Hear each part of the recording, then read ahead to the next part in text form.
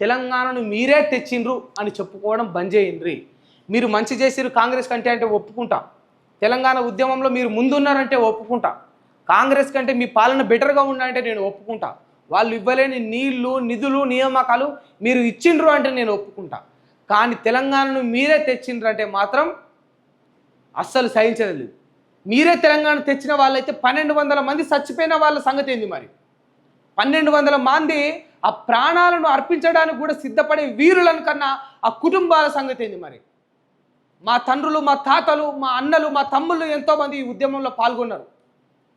వాళ్ళు తిండి తికాన అన్నీ వదిలేసి తెలంగాణ 3.5 కోట్ల మంది జనాభా పాల్గొన్నారు. మరి వాళ్ళందరి సంగతి ఏంది?